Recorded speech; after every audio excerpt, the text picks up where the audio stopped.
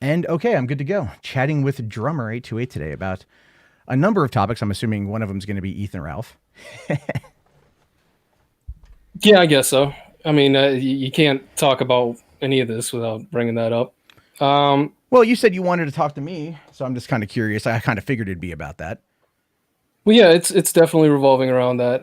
The main question I have for you, because I keep hearing this, I've been seeing, like I was saying earlier, I've been seeing a lot of you around more than recently. Mm-hmm. All the way to the point of hearing the claim that Mundane Matt has been redeemed. Do you believe that?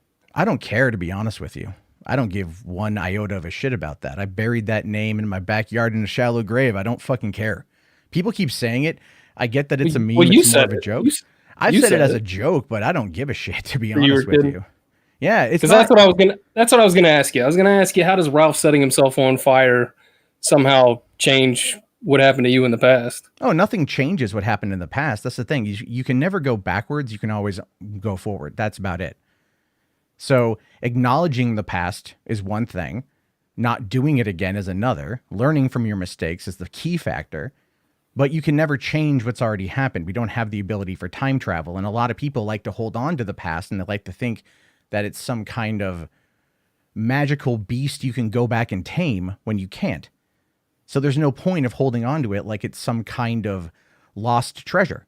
You're never going to get it back. Well, I mean, let's be fair, Matt. It was a little bit of a treasure for the internet. That was quite an experience to see happen. I've never seen anybody come on at the beginning of a show and swear to God that they had never done anything, only to be proven to do it. Well, then take a knee and call themselves a soy-filled bitch. Well, you know what? It was not my finest moment, to say the very least. But at the same time, some people had fun with it 100%. I can't really argue. I definitely did. Oh, I know you did. You went out, you bought a T-shirt. You posed. You're damn right I did, man. Yeah. So I mean, at this point, we can kind of go back and look at it. You were one of the first Gunt guards, one of the first Ralph Simps. I mean, you've given him money. Gunt guards. All right, yeah, hold man. up. Now. No, you went to Knoxville. You went to Knoxville, Drummer. You were out there. You were on display with him. And I had a blast out there. We had a lot of fun. And it seems like you were watching every move that we were doing, which I found to be a little odd. Actually, you were sitting in a room getting really upset about some people that laughed at you. No, not at all, man. I actually was laughing at the fact. How did you know I was in Knoxville? Because how'd you know what shirt I was wearing? Because people sent on a random day that wasn't even that important. Oh, someone sent it to you? Yeah, I get sent a lot of stuff. Somebody just sent it to me. I don't even know. I wasn't paying attention. It doesn't change the fact that you still, upon going to Knoxville, wore the shirt in order to impress Ethan. And now Ethan has shunned you. You know my motivation. It wasn't because that was an amazing moment. I enjoyed having a shirt that made fun of you. Sure. Yeah, I don't care if you bought the shirt, but it's funny for the motivations behind it. I just want to ascertain. You know my motivations, huh? Well, I'd love to ascertain. That's amazing. Hold on, answer me a quick question. We got psychic Mundane Matt. He's not just a false flagger. Yeah, I'm a very observational person, and so I'm kind of curious. I guess you observed plenty of people making fun of you that you had to flag them, huh? I only reported 13 videos, so you know what? I mean, in the grand, I think you made more than that about me. So there's that. What? I made more than what? More than 13 videos about me. I think I made about 8. I don't even really know, but it doesn't even matter. So you don't know, but you're gonna run your mouth about it, huh? Well, you seem to kind of like you think you know my motivations. Well, dude, it's very easy to know your motivations when you run in this circle. Yeah, it is actually. Who was the first one to call out Ralph and all this shit like over a year ago? But you called him out. You called him out. I called him out, and then he. The second I saw a problem, and then now you're hitting me up wanting to talk to me because of this whole Ralph thing. So no, the reason don't get it twisted. I'm not getting it twisted. I'm laying out the facts as we see them. This is the chance. This is the chance as we see him here, Drummer. You're talking to me. You called me. You were hitting me. You were pushing me. All I'm saying is I want you to acknowledge the timeline of events this morning. That's all I want. You contacted me. You wanted to stream. You wanted to talk. Do you think you know my motivations and you're just going to continue to talk, or are you going to allow me to respond to one of the myriad of things you just said? I'm simply laying out a timeline of events. That's very special. Thank you for doing that, Matt. We're all very pleased to hear that. Well, the only reason I've given you a chance to talk to me is because I've been one of the people that have made fun. Giving me a chance. Do you really? Are you going to continue to talk? Are you going to continue to talk every time I try to make a point? Are you secure enough in your side of the argument that you can allow me to get a single point out without you talking? I'm sorry. Allow me to bow to the modded Drumr828, ladies and gentlemen, who gave me the opportunity. Bitch. Jesus Christ, dude, get the fuck over yourself. My bow God. Down, Matt. You were shut the fuck up, and I'm going to talk now. Are you ready? DMs going like, I don't like to wait, Matt. Like a fucking. You're right. I don't like to wait, Matt. So like I owe you something? Come on, dude. I'm giving you my time for free. This shit's fucking funny. Don't act like you're doing me a favor. I am doing you a favor. I'm absolutely doing you a favor. Let me explain something to you. I'm giving you content. Seconds. Is what I'm doing. I'm giving you content. Matt, so you've done nothing but talk. This entire time. I'm really good at it. I'm great at it. So why don't you actually get to the fucking point you want to make rather than fucking try to posterize here in front of your audience, all right? Actually fucking say what you want to say. Don't say I'm granting you the time. Fucking drop that nonsense and have a conversation. You want it? Let's have it. Are you done, Matt? Did you get it all out? Let's go. Okay, now it's my turn. The only reason I wanted to talk to you is to give you the fucking chance that Worski and Ralph won't. Because I was just the same as all of the other people that sat there and shit on you and fucking had a great time laughing at your fucking downfall back in the day, because I think you got everything you fucking deserved. And I honestly, you deserve a chance to speak for yourself. So I was going to give you that opportunity, but you've come up on here and you've definitely shown your fucking ass in front of me. Because you came at me in DMs with this fucking nonsense. Like, I don't like to wait. So you already had a chip on your shoulder going into this shit. There was nothing about this. Do you think I should take a knee to you, Matt? Do you think you've done anything that would grant me taking a knee to you? Why would I care if you take a knee to me, dude? I don't give a shit about you. Well, you're here. You clearly care about me. You hit me up. You hit me up and asked me to come on and talk to you. And I said, I'll fire up a stream. You said you're going to do the same thing. You came to me. I said, I'm not afraid to talk to you, Matt. Make no mistake. They may be afraid to talk to you, but I am not afraid to talk to you. I don't care if you're afraid or not afraid. You still came to me. Owned that shit. You came to me. You hit me up in DMs. You hit me up on Twitter. You came to me. Make no mistake. That's where we're here. That's why we're here. So because I'm the one that made the first comment that said, you know what, I'm not afraid to talk to you. Well, we have really nothing to discuss. That's you obviously wanted to have a conversation. To you. I'm not saying you're being subservient. I'm simply laying out the facts, dude. Come on. That's fucking right. Don't ever get it fucking twisted, Matt. You know what the facts are? You were caught flagging. You were caught false flagging. Yeah, I did. And what's your point? You stood up in front of thousands of people. Yep, it's been 2 years. What's your point? Move on. God. Oh, move on? I should let it go, huh? Well, sounds like you haven't let it go, Matt. Why are you going after Worski and Ralph now? Because it's fucking funny. That's why. Well, it is funny. I won't take that away from you there. It is funny. It is funny. But it definitely sounds like you haven't gotten over it yourself. It's not even about that, because I have, to be honest with you. I wouldn't be doing this if I hadn't gotten over it. I wouldn't be even remotely trying to make fun of this shit if I haven't gotten the fuck over it. The key thing here is when you look at the people that are involved in this situation, or even look at the facts of my side of the story, which you interviewed an old guy I went to school with who lied his fucking ass off multiple times. So that to me, you mean that guy? You were like, oh, he's a piece of shit and all that. He's a piece of shit. Yeah, and he lied about his injuries apparently, but how he got injured is he went to basic training and broke his back or something like that. Yeah, and then he milked it for all that it was worth, which is one of the reasons why. Milking it. Have you ever done anything half as honorable as, trying to join the military, or do any kind of public service or anything? Let me ask you this though, man. Let me ask you this. No, you're just deflecting. Answer the question. No, have you ever done anything half as noble as that? Have I gone to join the military? No, I haven't gone to join the military. Nope. I never did. You done anything worth a damn other than try to save yourself? I've been a security guard at a casino. That might not be the same thing. I salute you, man. Well, there we go. That's my honorable protecting of the people's money. That's how it works out. But see, here's the thing that you don't know. Thank you for your service. About Mike. Thank you for your service. I was friends with this guy for years, so I know why he joined the military. It wasn't noble. It was money. That's why he joined the military. And when he hurt himself, he was able to then use it to get free money. You don't think there's another way to get money than joining the military? You don't know Mike. I do. I know him. I know him for years. I know, dude, I met him in 2005. He had some stuff to say about you. Oh, I'm sure he did. It seemed to line up quite well with what we learned about you after the flagging. What he said about you is that you went around and you talked a bunch of shit about people, and the second they confronted you about it, you pulled the whole. It wasn't me. I didn't say that. No. Which sounds just like your whole that specific incident that he's referring to is that there's a friend of his. There was a mutual friend that was more of one of his friends who was mad at him for the way he treated him. And we were talking about it, and that got back to him. And that's all it was. That's all it fucking was. But Mike is the kind of guy. So you weren't talking shit about him, and then when he confronted you, you didn't deny it? Because Mike was out there, like he was talking about, this other guy was talking about Mike's wife. And about the whole situation with it. Again, dude, this is like 2007 shit, dude. It's not even fucking pertinent. The whole point is you talk to one guy who knows me. I had other friends of ours who went to school with listen to that shit, and we all laughed our fucking asses off because it was nonsense and we all knew it. We are the people who know him.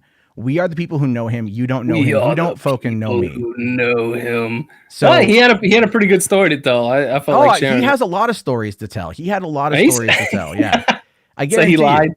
He's definitely one of those type of guys who's an embellisher. Like he embellishes depending on the crowd. He said the same thing about you. It's amazing. I'm sure he did. I'm sure he fucking did. Are you an embellisher, Matt? Are you an embellisher? Actually, I'm usually more of a downplayer. I usually downplay situations. Oh, really? Yeah, more than like downplaying flagging and stuff. Well, because, okay, if you want to actually go back to that specific line of questioning by Medicare on that specific night, what he asked me was, did I flag down Godwinson and did I flag down Dame Pesos? Now, the videos in question... you flagged down Dame Pesos, I flagged Dame Pesos' later videos, but not the one in question. So I actually never... Oh, now you're splitting hairs, man. I'm not splitting hairs because that was a direct question. People say I flagged Dame Pesos, but it's someone else. It wasn't me. I swear to God. I did report him later on. I'm admitting to that. Did admit to that. The whole truth, the whole point of that situation was those questions. Now, this is where you're being dishonest. See, I'm not being dishonest. Oh, you're absolutely being You're dishonest. the one that got caught lying red-handed in front of thousands of people. Go back and listen to the audio. I've clipped this shit and shown it recently. I'm sure you fucking have, but you're still not listening to what was being said. You're listening to what you want to hear based on narratives. He said, did you flag Dame Pesos? And you did. I did not flag down Dame Pesos. None of the videos I reported went down. Oh, you are. Do you not pay attention to to how words work and how things operate?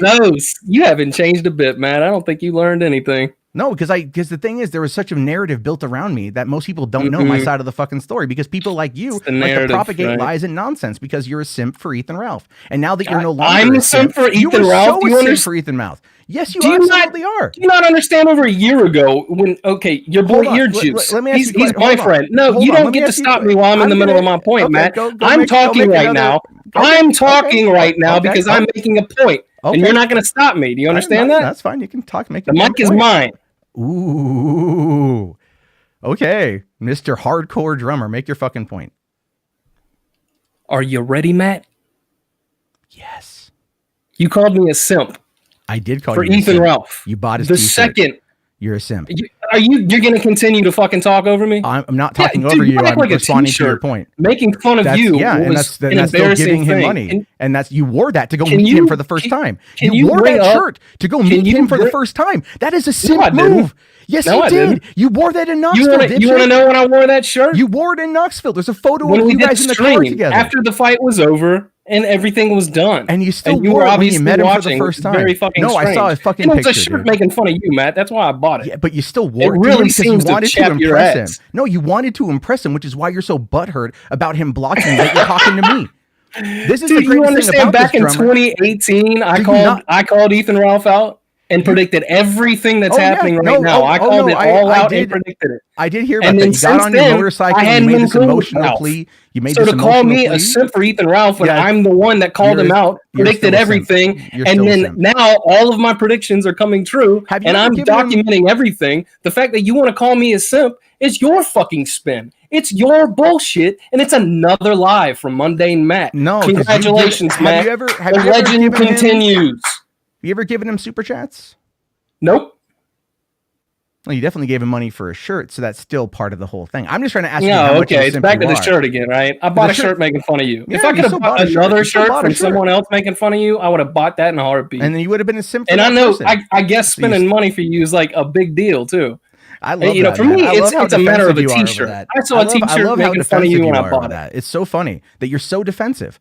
It's a t-shirt. Just own defensive. You're the one that brings it up. You're the one that's defending it. Oh, it's just a t-shirt. It's just a t-shirt. Okay, what do you want me to do? Concede your point? Oh my God, Matt, you're right. I bought a shirt. Well, no, because let's cry about it. But hold on, but drummer, let's come on, man. Let's be fair. Let's be real here. Let's be fair now. You want to retract that? No, I'm not going to retract it. But let's go back. We need to actually analyze the situation as a whole. You can analyze my dick. You ain't nothing but a fucking shyster. And you're running around taking that's a victory lap right now. That's where you're at. Didn't do anything. You had nothing to do with where Ethan Ralph is right now, really? Or Andy Worski. You had nothing to do with it. So you sat on the sidelines and fucking cheered, and you've taken a victory lap, Matt. And you know what? You took your licks for so long that you actually gained a shred of respect from me. I was like, you know what? I don't care about you, drummer. I don't think about you. I don't know you. I don't give a shit about you. I know you've obsessed over my ass for a long time. I'm glad you don't care. You don't care so much you came on here to talk to me, huh? No, I came on here to laugh at you for being an Ethan Ralph simp and a gunt guard and a person so butthurt that you're talking to me about him. I've never even talked to you, Matt. The only reason I wanted to talk to you is because you've never talked to me. So you've never gotten my side of the story. Your platform. Nobody else. I can get platforms left and right. And Andy Worski and all the other people that made fun of you will give you a platform. I'm at least man enough to fucking talk to you face to face. So yes, exactly. So you are. That's true. Ethan will prank call me and then fucking put it out there. Andy will prank call me and then he'll fucking cry about it. Listen to me. I don't like that prank calling shit. I don't like the doxing shit. Fucking whatever the fuck they did to you on top of just jokes is bullshit. And I think that shit was wrong. And I didn't participate in any of that. And like I said, you gained a shred of respect from me for taking your fucking licks. And I even think in certain cases, especially with the doxing and the fucking prank phone calls and shit, that it went overboard. I don't think you fucking deserved any of that. But it's what's gotten under my skin recently is, okay, I'll give you a victory lap. Even though you didn't do anything, even though that's not your victory to claim. I'm not claiming a victory, though. That's the difference. Listen, a victory lap is only one time around.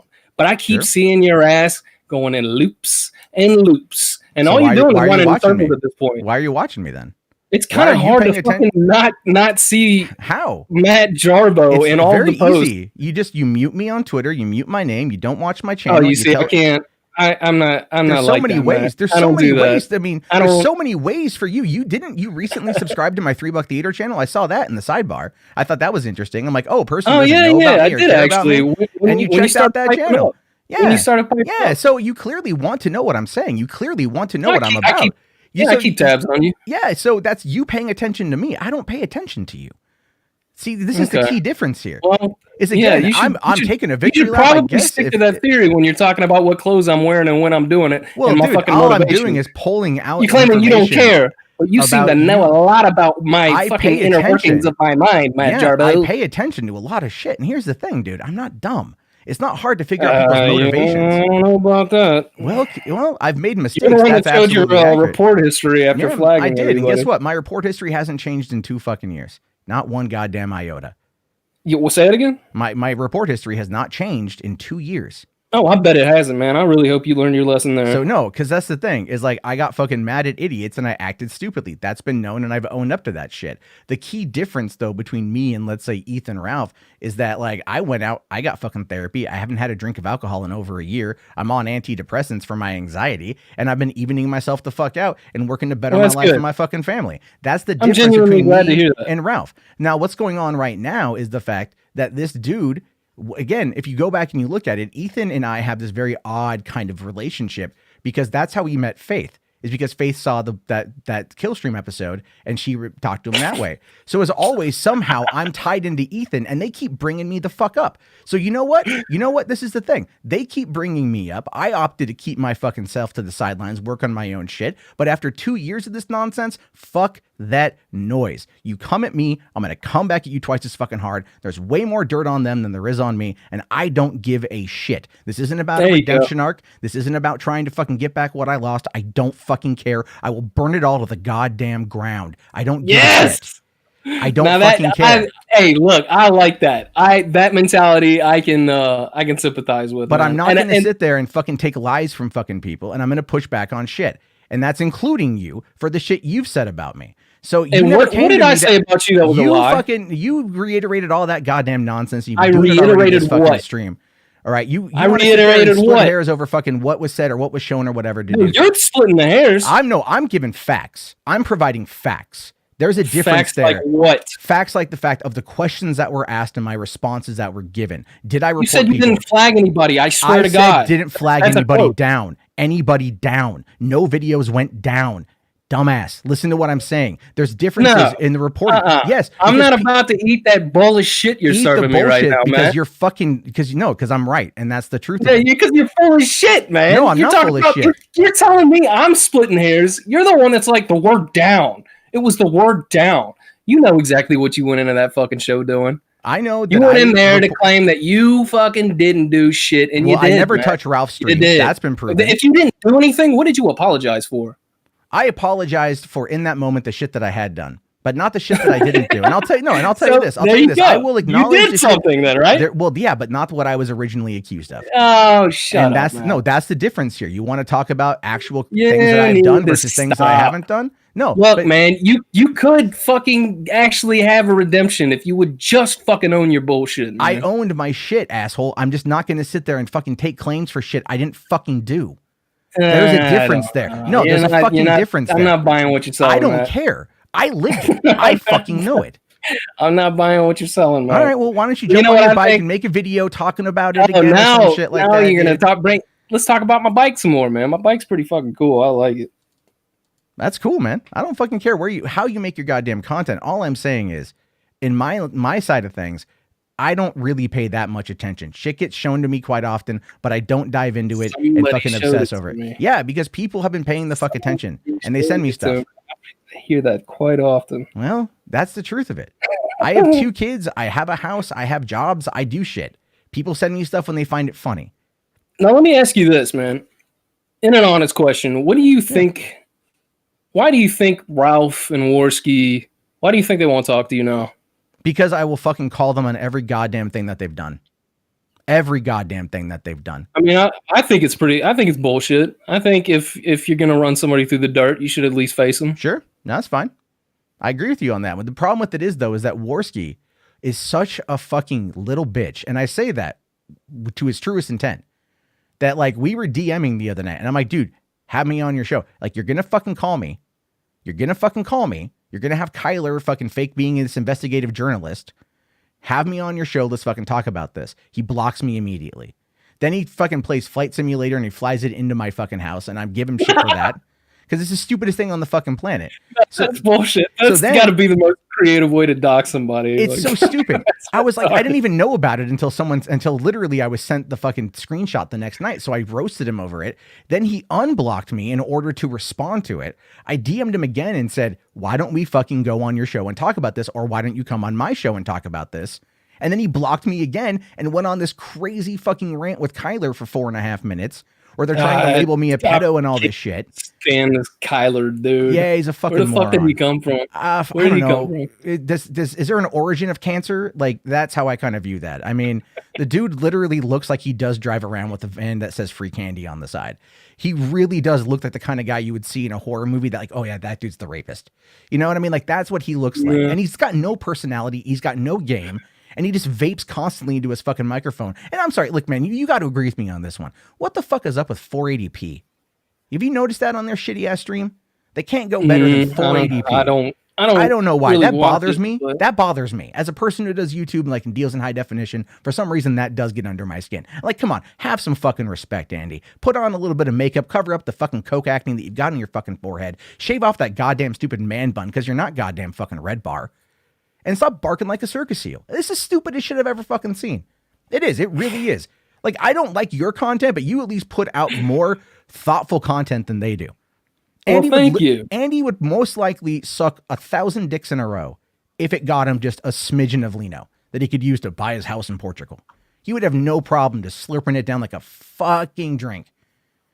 Like, that's the kind of shit that comes out of those guys. Ralph, he's a fucking busted ass alcoholic, dating an 18-year-old that he released revenge porn on, who now has that over his fucking head. That's let me ask you about that. Have you seen what's his name, Mr. Vickers' website yet? Oh yeah, I covered it last night. Rad Roberts. Yeah, I covered it. I know. I'm an e-celeb. I'm very well known online. I'm like, oh fuck, dude. Did you say this while you were in jail? Oh my god, what are you doing, Ralph? What are you doing? Because that's what he does. Like that is the ego. That is such the narcissistic ego. And I know what it's like to have an ego and fucking break that shit. But it's so funny when he actually wrote this as a fucking correspondence. Like, I'm very well known online. Holy shit. Now you're known for having a small dick and revenge porn. Like, there's no coming back from this for Ethan. I don't think even you, as a former friend, could even see a redemption in this particular situation. It's gonna be hard. I don't know. It's just once you pass a certain level, and you're finding yourself needing to prove shit to your enemies constantly, I think you're stuck in a downward spiral at that point. It's not a good place to be. It's not. I mean, everyone was telling me a couple years ago, you should quit. And I'm all like, nah, I'll step back for a bit and I'll work on other stuff. And then like I was doing other shit at the same time. The key is to find something to do outside of YouTube. But Ralph's got nothing else going on. Convicted felon. He's got such a name that's run into the mud. I mean, association with white nationalism, with Richard Spencer, Milo Yiannopoulos. I mean, Mark Collette is a frequent guest on the show. I mean, that's only going to blow up in his fucking face. And now he's trying to become this, middle of the ground road commentator because that's what Dick Masterson does. It's not going to work. I think he was trying to expand his audience. He started bringing in a lot of different people, and you're right, playing middle of the road kind of shit, but that's not a strength. And I don't see it going that way. I don't know what he's going to do, but it doesn't look good. I'll say that. No. The thing is, Ralph has nowhere else to go though. He's a convicted felon with no work experience. He's got nothing else. So I don't see him leaving. He's not going to go anywhere. I don't see him leaving, but I see him eventually doing what he does, which is self-destruct. And he's gone off of YouTube. He helped take down Stream Me. I mean, to the point of where they nuked that entire platform because of Ralph, ultimately. Now he's on DLive. They won't talk shit about China because DLive is owned by China. So even though I happened to catch a bit of it, what Phantom Organization was restreaming Ralph last night, I tuned in for a minute while I was doing deliveries, and they're talking about the Steve Bannon thing, and they won't mention China at all, which is the boat that fucking Bannon was found on. It's a Chinese boat. So it's like they won't mention it. They're afraid to talk about China. Yeah, DLive is Chinese. Exactly. So it's like they're getting themselves backed into an ideological corner. They're not going to be able to talk about certain things as these things are happening. And all he's going to do is sit back and he's going to fucking pour whatever booze he's got in that Coke can, make you think it's Coca-Cola when it's really booze, and drink. Take a little sips. Yeah, and you can totally tell. Like, I saw someone go, "Yo, he's really drinking soda." I'm like, no, you don't sit there and take little sips of a time out of a soda can. No, that's not what you do. This is where he is. And I'll tell you, I'll be honest, as much as I hate the guy, and I fucking hate him, and I have good reason to hate him, I feel bad for him. Because there's such an emotionally broken person that has never had a solid male role model in his life. And every time he gets close to one, they fuck him over. Or he fucks up and they leave. Yeah, I was going to say, yeah, it's his fault for fucking it up. But, I don't know, if you read aborttheretort.com, the whole story, it's a chronicle by Matt Vickers, is that his name? Matt Vickers, yeah. He's Matt Vickers. It's Faith's dad, and he just breaks down everything that's been going on behind the scenes from his perspective, and then the things that he's experienced, and it's fucking crazy. And I said this a couple days ago. I started this thinking that Faith chick was probably the victim, but I think now at this point, I think she's holding Ralph hostage. I think so too. I think she's got dangerous dirt on his ass when it comes to that whole revenge porn possibility. And he's done, he's got to hold on to her now. Because if he lets her go, he's fucked. Man. I mean, no, it's very true. It's not even if he really lets her go. Because I think at some point it's going to kind of naturally come to its own conclusion. Well, yeah, she's going to cheat on him. She's going to cheat. Yeah, she already was. And and then he was out there saying like, oh, I don't want her back, according to the dad, like he's trying to break up with her to urge her to go back home, but she's calling him relentlessly. Every opportunity she's calling him. This is after the revenge porn came out. So, like I think she realizes that she's got him because she's a person that seeks that kind of control. There's been rumors, I don't know how true they are, that she's got some kind of humiliation fetish, that she likes to have the boyfriends be humiliated. I mean, and Chris, a halfway crook, he's kind of like that. You know, he still wants her. He still wanted her after she went to Virginia, and she was clearly living with Ralph. He couldn't believe that this was happening, and because she was lying to him the whole time. So she manipulates men who have, you know, teenage mentalities, which, let's be fair, Ralph does. And it's, you know, but, and the other side of it too is Ralph equates sex with love. So if they're together physically, then there's that. Well, didn't he, and I heard this today, because someone told me this today, that when he was in Knoxville, he got a hooker. Or maybe it was Miami. That's what that came from Geek spilling the beans on Warski. Okay. Oh, Geek said that. Okay. I mean, so I guess the source on that is kind of Warski got the hooker or Ralph got the hooker? No. It was Ralph. Okay, and so she kissed him on the mouth. All the info on that when Warski just kind of ditched Geek and went over to hang out with the Killstream. Yeah.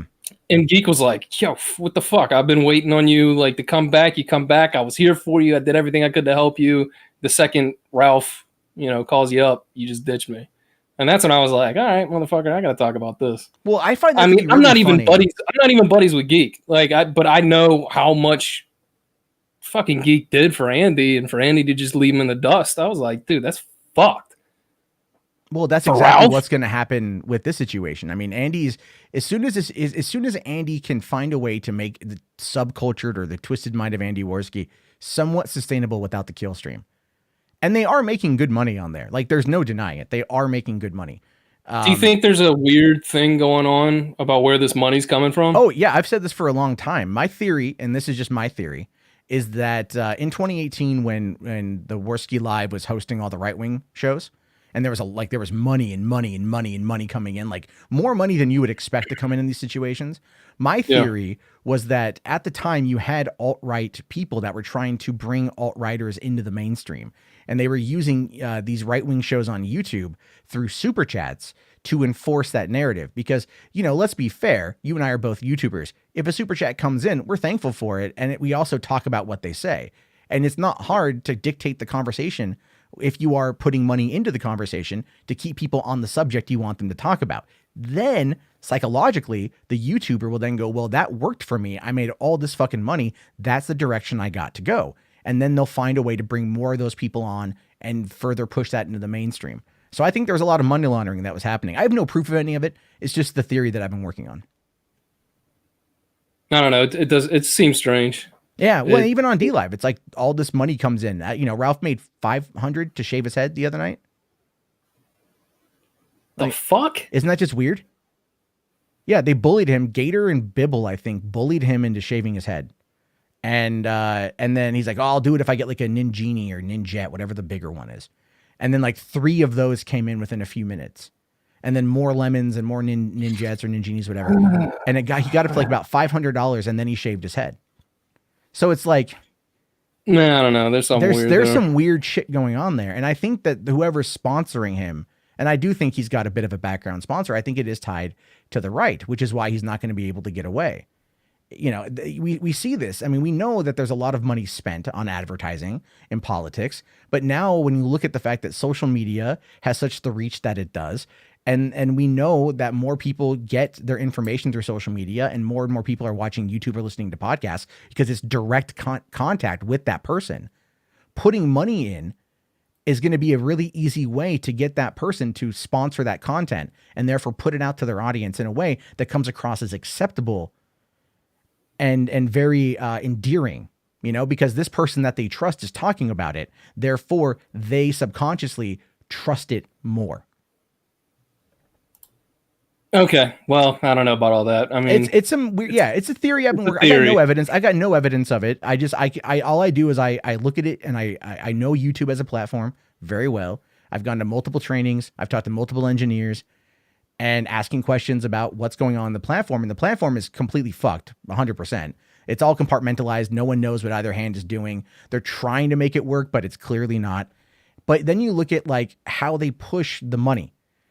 And how YouTube it makes it very easy to get outside money coming in, because all you need is a credit card, and you can easily go get one of those from the store and just load it up with money from some bank account somewhere.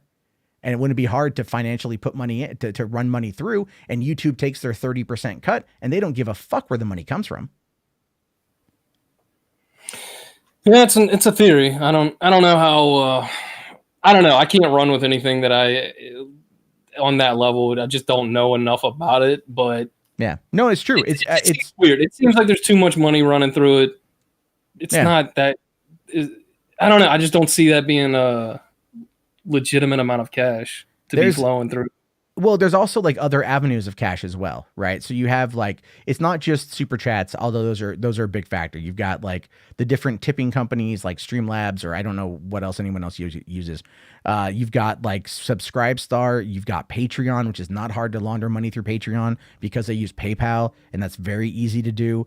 You've got, all these different avenues of funneling money in. And the only money that we know is like public is what people showcase, either through super chats or through the lemons on DLive or Patreon. But we don't know what comes in through direct donations. We don't know what comes in through merchandise sales or any of the other avenues.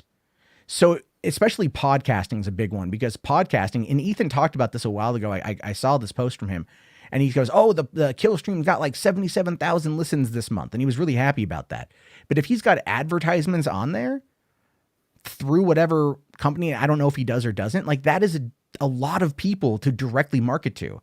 And there's so much fucking money in podcasting. They put more advertising money in podcasting than anything else right now because of that direct connection. Oh, I'm getting bored to sleep here. This is a part where it's just like, I don't know. Talk data and information. This is what I do. This is what I do. What? I pay attention. I read. This is what I do. Well, that's neat. I mean, good for you. Well, I'm not saying you're wrong, but I can't say you're right either. So I'm not saying really I'm right either. I'm just looking at it and coming to a conclusion. But it's all hypothesis. It's all theory.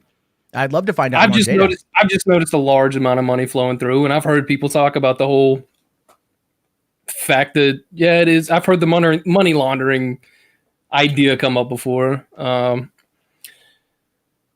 don't know. I just haven't spent much time thinking about it. Apparently you have. And there was a lot of shit you just delved out there, which I'll have to look into myself. Well, this is what I was doing since 2017, was just paying attention. Not to people, but to the platform and to different platforms, and to trying to understand the data better, because I've always found it to be an interesting subject to look into, because of how much of our sphere relies on it, and how much of our sphere is now dependent on it, and how easy it would be to manipulate. It's like, for example, and again, this is not to derail, but it's like, look at the 2016 presidential election, right? And you had I'm just giving a surface level thing here. The media, whether you believe them or not, were like Facebook and Twitter were what was predominantly being targeted by the Internet Research Agency. That's what they said. That's what our intelligence agency has said. That's what they say. But they always focus on Twitter and Facebook as being the key factors. Well, I'm like, why don't you guys ever talk about YouTube? 2 billion monthly active users. It's easy to the competition. Anything mainstream news outlets or anything like that, they don't want regular people. And they never talked about YouTube at all in any of that. And I'm like, how easy is it to build somebody up? I know that during the 2016 presidential election, because I wasn't big on Hillary, I was moderate towards Trump. I was willing to give him the benefit of the doubt, and I gained a fuckload of subs, and I made a fuckload of money, And then when I started criticizing him because I didn't agree with his policies, then I started losing all of that. And that was we're going against the grain there. That's not the play. That's not the play. People don't want to go against the grain. Me, on the other hand, I'm a bit of a contrarian, so that kind of happens at times. So, but that's what I'm talking about. Is like there was so much that went into that, and it got me thinking, like, how many other people are like this? And I talked to a lot of YouTubers, and I know a lot of YouTubers that have privately said that they're deathly afraid of their audience because they are afraid to go against them, because the audience dictates what they make. The audience dictates if they pay their bills. The audience dictates everything. And so if the audience that's a shitty position for anybody to get into in the first place. But I think if you're looking at YouTube like it's going to be your fucking job, you're retarded. You can work at McDonald's and make more money than most people make off of YouTube. Yeah, that's actually pretty true. You can make more money doing Uber Eats delivery than most people can make on fucking YouTube. You know, I'm just saying I can speak to that wholeheartedly. I make really good fucking money doing it. So, and you're not gonna have to worry about some weird moment where you get called out and exposed for some shit, or you get drunk and you have a fucking episode. Go get a real job. If you need money, get a real job. There's no shame in the game. Go do it. But this fantasy that YouTube's gonna be your fucking chance to finally make it, I think the more people that believe in that, they're fucked. Well, to be fair, and this is only because YouTube was putting that out there a number of years ago, and they've never really walked back that statement. In fact, they still very much actively kind of push the idea that anyone can do this and anyone can be a millionaire. They basically, they now that you have bigger creators. They promoted all those rich YouTubers that show off their mansions and shit. Like, exactly. That's what that's about. That's pushing the narrative that, come here, engage in this thing and make us some money and you'll be rich too. That's the biggest lie I think YouTube ever pushed. Yeah, no, they really did. They really did. And I've gone to their headquarters in LA. I've gone to their events at VidCon, and they put a lot of money in. They fucking put a lot of goddamn money in. I mean, it's like fully catered and full bars and tons of gift bags and all sorts of shit. And they pump the money in to keep those people, on the platform, but they all still make so much cash. And now YouTube actually, I don't know if you know this, YouTube actually has their own sponsorship company. They bought FameBit a couple years ago and are now curating which YouTubers will get sponsorships. And these come with we're talking like 5-6 figures because of how big they are and how much of that direct connection they can make with the audience. So there's so much money at play that everyone's got their fingers in it in some way or another. And it's interesting. It's really fucking interesting.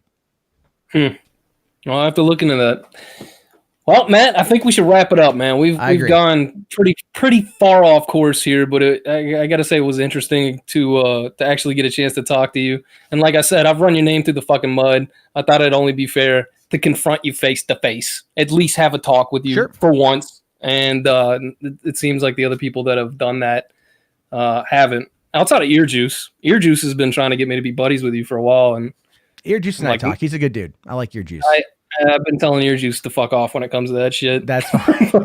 Well, Earjuice has talked me into working with Jarbo the Hutt, so that's going to be fascinating because I'm doing that. Really? Yeah. I'm going to be doing the actual vocals for another rendition of Better Than Me. Oh my god! But I am changing some of the dialogue, just because I'm changing some of the dialogue. Some of that's what sucks. I'll tell you this: there's a line in there where people bring up that whole story of when I was 15 and in church and the girl lied about me. And they like to, I have to reiterate that because people think I was in my 20s or some shit, which is not true. And she fucking lied about me. So, they bring that up constantly. One of the things Jarbo the Hutt likes to do. Did she lie? Yes, 100%, dude. Fuck you. Are you kidding me? That shit fucked me up for years, dude. I did not want kids. I fucking was I don't want to be I don't know, man. No, the story was kind of weird. You were dude, well, I'll tell you. She told me she wanted me to put my seed in her. Well, I played. Well, she didn't say. I did play that up then for that. But what happened was she legitimately was working in the school, in the church nursery, and she was a former Jehovah's Witness. All right, we don't need the whole story. I'm just saying she was like, I want a baby. I want you to give me a baby. And I'm like, fuck no. I don't know. I wasn't there. It was a long time ago. It was a long time ago, but it was just, anyway, there's a couple lines about that's in that song. And I'm like, I'm going to change those lines because it's I'm not going to sit there. I mean, but the problem though, and this is where it sucks, is the one bar where I guess my voice, I asked a question oh, did you punch her in the face or use a knife like I did? Yeah, it's a killer line. It's a fucking good line. I can admit that. It's a good line. It's not true, but it's a good line. And I'm like, did you say it's not true? It's not true. I'll call you an Uber. I'm so conflicted because it's I'll tell you this and we'll wrap it up. I don't mind the art. You know what I mean? If the thing with the last 2 years has been very fascinating is that people have created a lot of art. There's been 2 musical albums made about me, tons of memes, tons of other things like that. And I appreciate, as weird as it is to say, I appreciate the art. I appreciate the work that goes into it. Yeah, it's weird, but it's I've never been mad at the memes. Like I literally, called my podcast Boulder Talk Radio using the image of me as a uniboulder because I think it's fucking brilliant. It was so fucking funny and I've always really liked it. So I appreciate the art. Even if it's extremely scathing of me, I can still find the value in it. Okay. Yeah. Weird, right? Hooray. Anyway, Matt, it's been an interesting conversation. I agree. But like I said before, when I thought we were wrapping this up, thought it would only be fitting to give you a chance to at least say something for yourself. Like I said, I've run your name through the fucking dirt before. And I'm not afraid to fucking talk to you face to face. And I give you props for fucking not being afraid to talk to me face to face. Well, we're both better than Ethan Ralph and Andy Worski. All right. I still don't think we like each other, though, right? No. Oh, God, no. No. I don't want to make this a regular thing. I'm not a fan. And you're not a fan either. And that's perfectly fucking fine. That's perfectly fucking fine. We'll agree on that point, then. Right. We don't like each other. But I got a little bit of respect for you. Yeah, same here. All right. All right, man. Have yourself a great day. All right. Take care, man. See ya. All right, guys. That was an interesting experience, to say the very least. I figured it'd be fun to run a live stream on that shit. So let's take a look here at the chat. All right. Hinjaku says Jarbo wins again. Doug Navarone says they immortalized you. Heartworm says, I bet Drummer doesn't even own a Disney suitcase. I completely agree. I don't think he owns a Disney suitcase. Now, I saw something that said that it wasn't a Disney suitcase, but it was like a Moana cloth bag or something, but it might have just been a joke. Okami says, you did well. Thank you. I mean, it was kind of like a last minute thing, He did text me. He DM'd me on Twitter and he's all like, I don't like to wait. And I'm like, I don't care. I have to put my kids down for a nap. And he's all like, a nap? And I'm like, yeah, I have 2 kids I have to put down for a nap. I'll get to you in like 10 minutes. So he was trying to already run in hot, so I just came in hot too. It's fine. It's fun. It's Boulder Talk Radio. Literally anything can happen. Okay. Let's see here. Drebe asks, how goes it? It goes good, dude. It goes good. It's raining as hell here in Washington today, but a bit muggy. I'm not a fan of that, but it's all good. And I'll probably wrap this thing up here in a couple minutes so I can go get some other work done today. Yeah, you love the streams that happen on the fly. I do too. I don't really want to like put much, like it sounds terrible. I don't want to put much effort into this. I'm not looking to put like exceptional amounts of effort into this. I just like talking. I like chatting. I think it's fun. And that's what I want it to be. I don't need to have a structured format. I don't need to have a structured like co-host. I don't need to have structured anything, because I feel if I do that, then it's like taking it too seriously. And if I start taking it seriously, then I start trying to find ways to expand it and try to find ways to make it bigger and better. And that ends up kind of, I think, ruining my enjoyment of it. So I'm just keeping it very, very, very simple. Greek says, bring back Poli. No, not at all. Poli is buried next to Monday and Matt. They're dead. They're gone. They're out there. OV Warrior says these streams have been pretty good so far. Yeah, I've been enjoying them. And a lot of people, it's so funny how many people I've seen that are like, man, fucking this stream, dude. Like, why do I like, I'm liking you. Fuck, I hate that shit. And I just like, well, thank you, I guess. It's all good. But no, Greek, Poli is not coming back. I don't even know where to get a polar bear. And no, that's bad. That is exceptionally terrible stuff right there. Let's see. I'm trying to. All right. Any final questions before I wrap this thing up? Curious to know what you guys have to say about this. Drewby says, I'd love to chat with you again at Mythcon. That was enlightening. Who are you at Mythcon? Who are you there? Yeah, well, I don't think I'll go back to Mythcon. They don't like me anymore, because I'll tell you this. So when I was at Kilroy, I overheard Roaming Millennial and Brian from Mythcon discussing race realism and not in the negative. And that really kind of soured me on them. And then Brian runs the Mythcon Twitter, and he's turned it into like a right-wing hug box. It's just a right-wing hug box. And the other two guys, Dimitri and Sean, who are good guys, I really like them. They kind of let him do it. And I don't know if they let him run it like that because he's like in charge. I don't know their dynamic. But it's like, I think it just kind of gives Mythcon a bad name. And then now they're doing what? They did Better Discourse, which no one talked about. I forgot that it even happened last weekend. And there were people there that if I would have gone, I would have liked to have met. I would have liked to have met Milo Yiannopoulos. I think that would have been an interesting experience. I would have liked to have met Destiny. I've talked to him one time before. But a lot of people didn't really go. And it just, I don't know how it turned out because no one was talking about it. In 2017? Sargon versus whoever the fuck that guy was. That blew up on the internet. 2018, Sargon versus that other guy, where Sargon was a complete dick. And he owned up to the fact that he was a dick. But then there was a bomb scare, and then they did, was it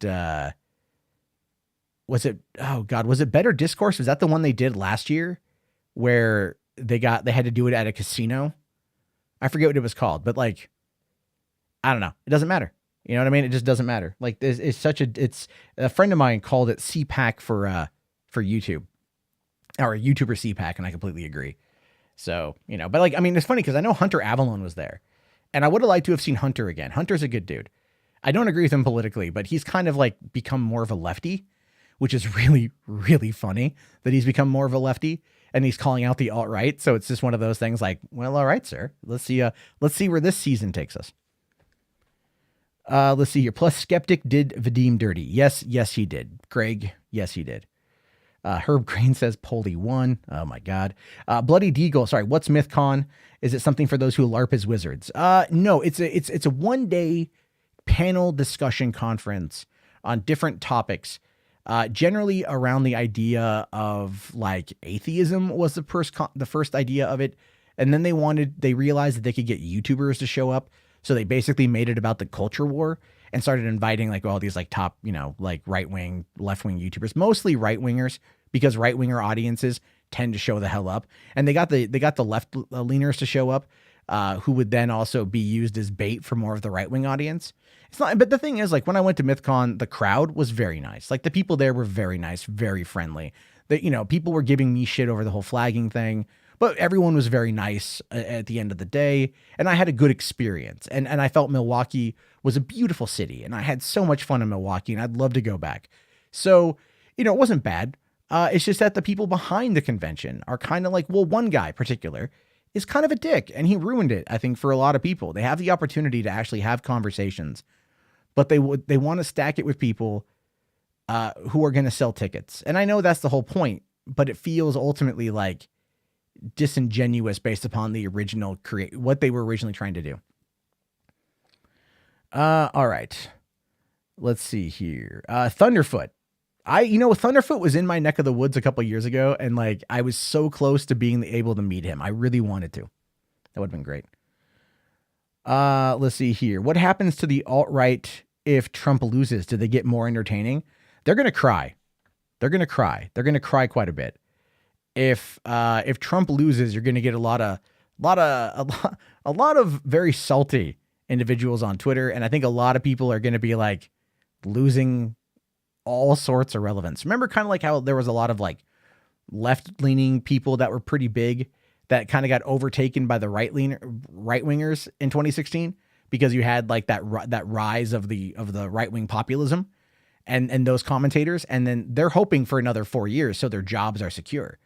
But if they lose, then with that goes their relevance, because not everyone's going to be able to be Rush Limbaugh, and not everyone's going to be able to maintain an audience like that, a conservative base audience, for that long. People are eventually going to, they're going to move on. And that's kind of the trials and tribulations of being an online commentator, where you might find yourself with a particular audience today, but things could change and you won't have that audience tomorrow. And you're still reliant on the algorithm. You're reliant on a number of other aspects. Whereas talk radio is generally on 5 days a week at the same time. You build a habit with your audience. You build a habit with those people, and they know where to go and they know where to get it. And you end up through that being able to establish a very dedicated audience. YouTubers don't really have that, to be honest with you. Not anymore. They used to, but now it's gotten pretty terrible. Let's see. Miraculous Matt by Phantom's Gut. Thank you. Okay. Was Andrew Anglin there? No, he wasn't there. I don't think, no, he's not in the country, right? He owes like a lot of money to some lady that won a harassment lawsuit, right? Andrew Anglin. Yeah. I remember he wrote an article about Ralph, and then people were like sending around the link, and I'm like, I'm not going to click on that. I don't want my IP address getting into that database. And I don't want the FBI looking at my IP address. Not that I do anything bad, but just like, you know what? No, I'm good. I'm good. And then someone's like, here's a PNG image of the whole thing. I'm like, okay, I can read that. That's fine. Let's see here. Indigo says, actually, I think the right-wing audience will thrive under the left. The alt-right lost a lot of relevance after the election. Well, here's the thing with that, though, Indigo. I think the right wing in and of itself, and I noticed this last night with what I heard from Biden's speech. I haven't heard the whole thing yet. But the fact that Biden's speech last night got like uproarious applause from like a Fox News panel of people showed me specifically that the intent of that speech was very much to placate to the middle and center right, not to obviously Trump supporters, but to the middle and to the center right. And the reason why, when he starts talking about patriotism and prayer and all these are things that a lot of the right wingers tend to focus on as talking points. And he talked about it in a way that spoke to them. And that is what's going to change the mind in the election. Trump has tried to turn Biden into a caricature. Oh, Sleepy Joe, all of this shit, everything about that. Biden came out last night and he fucking nailed it. He knocked it out of the park based upon what I've seen, based upon the responses of what I've seen. And that's going to end up changing the mind of a lot of people. Now, Kamala is going to be the hurdle, and we're going to have to wait and see what happens with that. But anyway, I don't want to spend all night on politics.